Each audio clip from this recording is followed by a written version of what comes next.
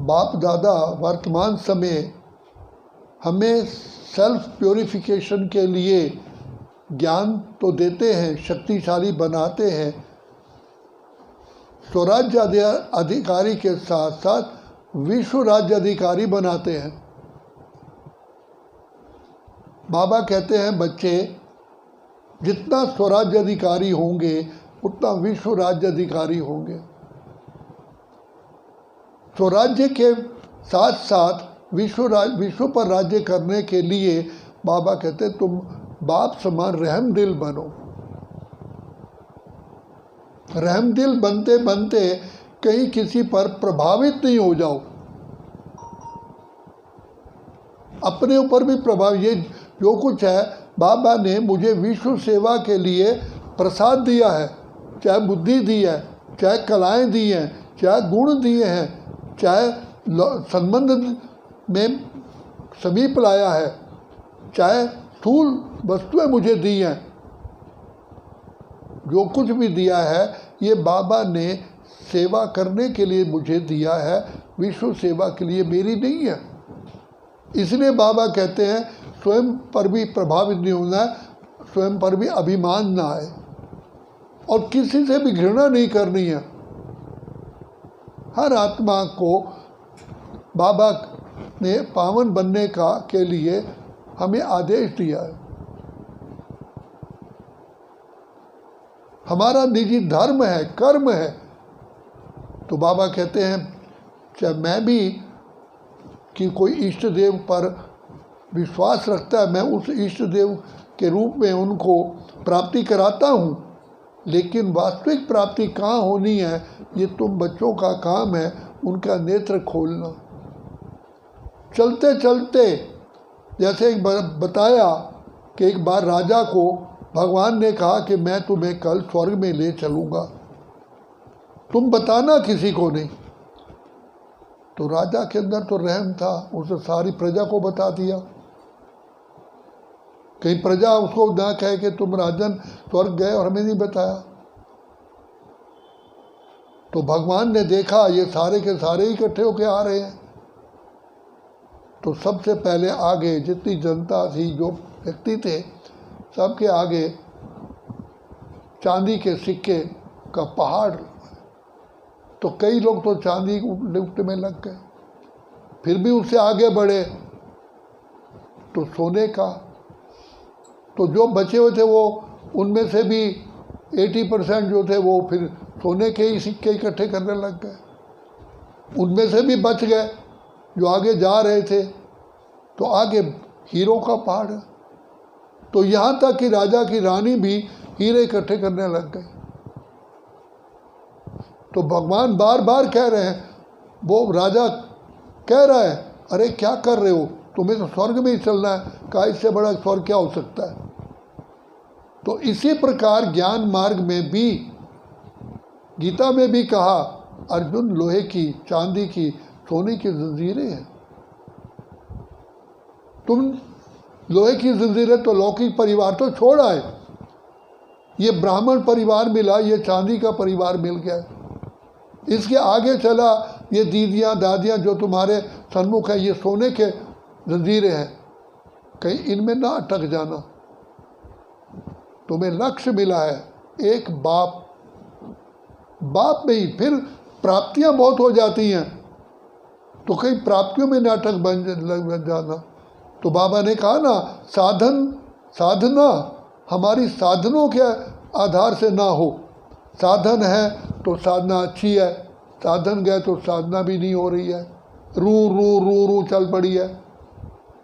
साधक को साधना से ही कनेक्शन होता है।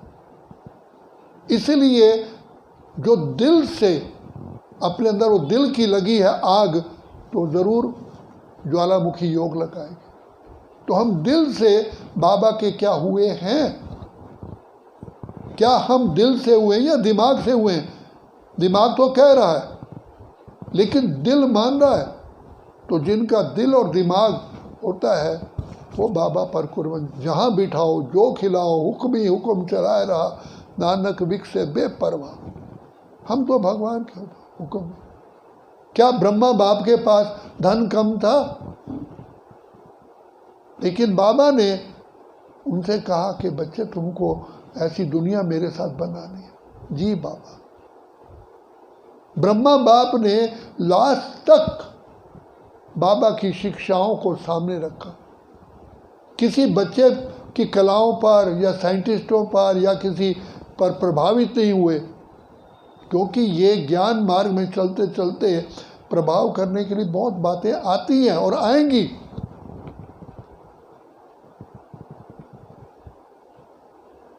जिसकी आप मदद करने जा रहे हैं, कहीं उस पर भी प्रभावित ना हो जाना। तो बाबा कहते हैं किसके बने हो? इसलिए लक्ष्य को सदा सामने रखो और लक्षणों को सामने रखो। इसलिए हमारा सबसे बड़ी प्रॉपर्टी कौन सी है? बाबा। ये ना हो चले थे राम भजन को, ओटन लगे कपास। तो इसलिए जो लक्ष्य रखा है उन लक्षणों को धारण कर।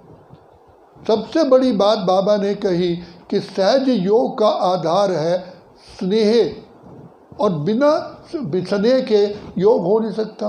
और स्नेह तब होगा जब संबंध होगा। इसलिए भगवान, ईश्वर, प्रभु, अल्लाह, परमेश्वर, खुदा तो हम कहते आए, लेकिन वो हमारा क्या लगता है? इसलिए कहा दिल से निकले हरदम बाबा, जीवन तूने बना दिया, माली तू एक मिला अनोखा, फूल जो तूने किया। बाबा मेरा संबंध है बाबा। तभी कहा ना सारे संबंध त्वमेव माता च पिता त्वमेव।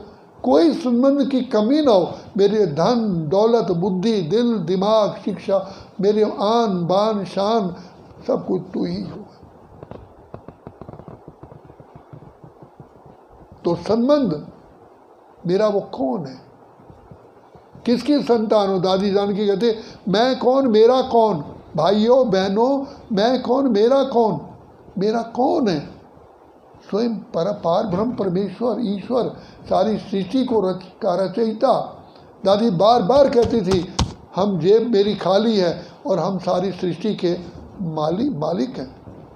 जेब खीसा हमारा खाली है, कुछ भी हमारा नहीं है, और हम विश्व का राज्य भाग हमारा है। तो जब तक ये जो कुछ भी है ये भी बाबा का दिया हुआ है। ये बुद्धि है, कुछ भी है, nothing is mine, everything is given by Baba for his own work, जो उसे अपने कार्य के लिए मुझे दिया है। इसलिए ज्ञानी आत्माएं, ज्ञान तो आ जाता है, लेकिन बाबा ने कहा ज्ञान स्वरूप, जब तक ज्ञान स्वरूप नहीं बनेंगे, प्रेम स्वरूप, आनंद स्वरूप, शांत स्वरूप, सुख स्वरूप, शक्ति स्वरूप, पवित्रता का स्वरूप बन ही नहीं सकते। इसलिए ज्ञान, ज्ञान अंजन सतगुरु दिया ज्ञान अंधेरे में। ज्ञान, यही कल मैंने कहा, जब उसकी बुद्धि में, अर्जुन की बुद्धि में पूरा ज्ञान समा गया, तू ही तू, तू ही तू, तू ही तू, तू ही तू, कहा मेरा मोह नष्ट हो चुका है, आप ही मेरे साथ। तो भगवान ने गीता ज्ञान देना ही बंद कर दिया। अब इसको समझ में आ गया है कि ईश्वर से बड़ा कोई है नहीं, उस वो प्राप्ति सब कुछ वही है। तब तक आत्माओं को ये सारे आकर्षण, क्योंकि संस्कार है आकर्षण के, आकर्षण में आत्मा आ जाती है। तो कहीं भी हमारा एक में ही आकर्षण हो, इसी को ही संपूर्ण ज्ञान कहते हैं। इसलिए अलबेलापन ना आ जाए। रहम करो, लेकिन रहम करते किसी को बचाने तो जाओ, लेकिन खुद ना डूब जाओ। अपनी सेफ्टी रखते हुए तब करो स्वयं सेवा, तब विश्व सेवा, फिर मनसा सेवा, फिर यज्ञ। और उसमें भी बाबा ने कहा कि कोई भी आप कर्म कर रहे हो, जो भी आपके अंदर हो, क्या लोगों को पसंद है? आपको पसंद है? प्रभु पसंद है? लोग पसंद है? जब तक 3 सर्टिफिकेट नहीं मिलते हैं तब तक वही हम अधूरे हैं। हम तो अपने आप में तो ठीक है, लेकिन दूसरों के लिए, दूसरों को भी तो पसंद है ना। तो उसमें निरअहंकारी बनना पड़ता है, निर्विकारी बनना पड़ता है, निराकारी बनना पड़ता है। तो सारी बातों का निचोड़ यही आ जाता है, निराकारी, निरअहंकारी और निर्विकारी। जब तक निराकारी नहीं बनते तब तक निरअहंकारी निर्विकारी नहीं बनते। इसलिए बाबा कहते हैं बच्चे, स्व उन्नति ही, आत्म उन्नति ही स्व उन्नति है, और आत्मचिंतन ही उन्नति की सीढ़ी है। पर चिंतन, अपने आत्मिक स्मृति के अलावा बाकी सब हमारे लिए वेस्ट है। और सबसे बड़ी संपूर्ण पवित्रता है आत्मिक स्मृति, देही अभिमानी। जब देही अभिमानी बन जाते हैं संपूर्ण पवित्रता आ जाती है। तभी पवित्रता ही श्रेष्ठता है, दिव्यता है, अलौकिकता है, महानता है, और हंस बुद्धि बन जाते हैं। तो बाबा इन गुणों को हमें गुण मूर्त बनाने के लिए बार बार भिन्न भिन्न प्रकार से शिक्षाएं दे रहे हैं। अच्छा, ओम शांति।